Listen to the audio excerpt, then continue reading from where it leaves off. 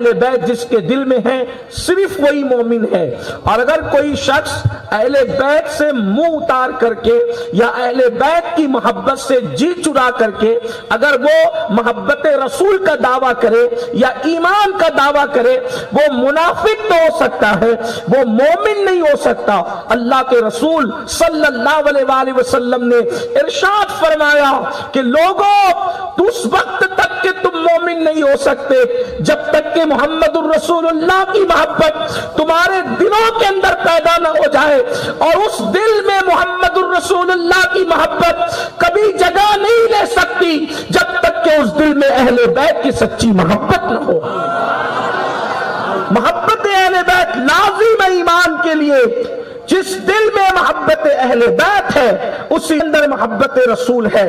اب بلکہ اللہ کے رسول علیہ السلام نے تو یہاں تک فرما دیا اہل بیت کے گھرانے کے اس عظیم چشمہ چراغ کے لیے، بلکہ جن کو اصل اہل بیت قرار دیا ہے، اصل اہل بیت وہ سیدنا علی مرتضیٰ ہے، سیدہ فاطمہ الزہرا ہے، سیدنا امام حسن ہے، سیدنا امام حسین ہے. یہ اصل اہل بیت ہے. آقا نے ارشاد فرمایا علی تجھ سے محبت صرف مومن کرے گا، منافق تجھ سے محبت نہیں کر سکتا. بلکہ صحابہ کرام رضوان اللہ تعالی علیہم اجمعین میں خاص طور پر حضرت سیدنا ابو سعید الخدری رضی اللہ تعالیٰ عنہ ارشاد فرماتے ہیں کہ جب فتنوں کا ظہور ہوا اس وقت حالات یہ ہوئے کہ مجمع مخلوط رہنے لگا. تو ہم لوگوں کو جب تردد ہوتا کہ مخلوط مجمع ہے، اپنے بھی اور بیگانے بھی ہیں، مومن بھی اور منافق بھی ہیں، تو فرق کیسے کریں؟ تو ہم ذکر علی شروع کر دیتے. علی کا ذکر سن کر جن کے چہرے دمک اٹھتے سمجھ جاتے مومن ہے، جن کے چہرے اتر جاتے سمجھ جاتے منافق ہے. یہ اہل بیت، ہر دور میں اہل بیت سے سچی محبت کی گئی. اور چونکہ اولین مومنین میں میں ذکر کربلا کرنے سے پہلے تمہید میں یہ بات اپنی مرضی سے پڑھنا چاہتا ہوں. حالانکہ مجھے حکم یہی ہے کہ میں ذکر کربلا کروں، لیکن اس سے پہلے چونکہ ہمیں یہ حکم ہے کہ ہم عقیدہ حقہ پر پیرا دینا ہماری ذمہ داری ہے.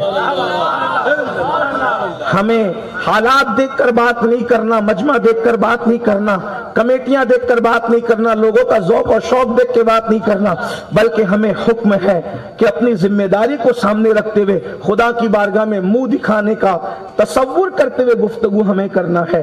اس لیے میں کربلا پڑھنے سے پہلے تمہید میں یہ ضرور پڑھنا چاہوں گا کہ محبت اہل بیت ایمان ہے اور یہ کسوٹی ہے. اور اولین مومنین جو ہے وہ صحابہ کرام ہے. تو صحابہ نے، چونکہ یہ حدیثیں جو آپ مجھ سے سن رہے ہیں ہم نے اپنے بڑوں سے سنا، انہوں نے ان کے بڑوں سے سنا، لیکن یہ حدیثیں جو پہنچی یہ ڈائریکٹ رسول اللہ سے جس نے سنا وہ صحابہ ہیں. جب یہ حدیثیں سن کر کے ہم اہل بیت کی محبت کے اندر ملنگ بن رہے ہیں، کس سے سنا؟ ہم نے ماں باپ سے سنا، اساتذہ سے سنا، پیر و مرشد سے سنا. تو اہل بیت کی فضیلت کی حدیث جب ہم اپنے بڑوں سے سن کر کے ایسے عاشق بن رہے ہیں تو جن لوگوں نے ڈائریکٹ رسول اللہ سے سنا ہوگا ان لوگوں کے عشق اہل بیت کا معیار کتنا بلند ہوگا. اس سے پتا چلا کہ یاد رکھنا کسی کی زبان میں اتنی تاثیر نہیں ہے جو تاثیر مصطفیٰ جان رحمت ہے.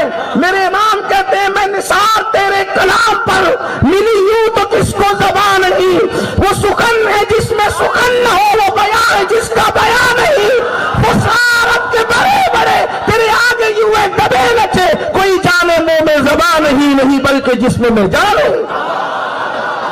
حضور کی زبان کی تاثیر کی طرح کسی کی زبان میں تاثیر کیا ہو سکتی ہے؟ جب ہم آج کے خطبہ علماء سے سن کر کے اہل بیت کی محبت میں یوں ڈوب گئے، اللہ اکبر، کہ اہل بیت کے نام پر کوئی بھی بلا لے، جگہ کم پڑ رہی ہے، بیٹھنے کو جگہ نہیں ہے.